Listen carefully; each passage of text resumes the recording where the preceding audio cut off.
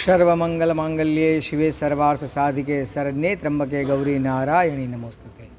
આજનો આ પાવન દિવસ આષાઢ સુધી ત્રયોદશી, આજથી જયા પાર્વતી વ્રત ચાલુ થાય। 5 દિવસ સુધી તેરસ, ચૌદસ, પૂનમ, પ્રતિપદા અને દ્વિતીયા 5 દિવસ વ્રત ઉપવાસી રહી શિવની પૂજા કરી ભગવતી પાર્વતી પાસે પ્રાર્થના કરે કે આ વ્રત કરવાથી સુયોગ્ય વરની પ્રાપ્તિ થાય।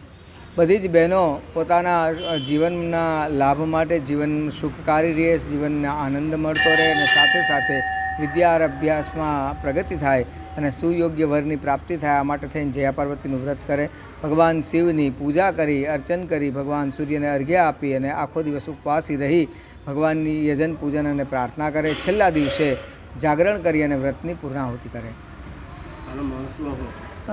ભગવતી પાર્વતીએ આ વ્રત કર્યું હતું ભગવાન શિવને પ્રાપ્ત કરવા માટે। ત્યારથી લઈ પુરાણોના કાળથી લઈ અને આજ દિવસ સુધી આ વ્રતનો મહિમા બહુ જ અપરંપાર છે। જે કુંવારી છોકરીઓ આ વ્રત કરે તેને સુયોગ્ય વરની પ્રાપ્તિ થાય અને સાથે સાથે સૌભાગ્યની પ્રાપ્તિ થયા પછી 1 વર્ષ વ્રત કરી અને પોતાના સાસરે જઈ ઉજવણું કરી અને સુહાગન સ્ત્રીઓને સુહાગનનો સામાન આપી અને પોતાનું સુહાગ અખંડ રહે એવી કામના કરી પાર્વતીની વંદના કરી।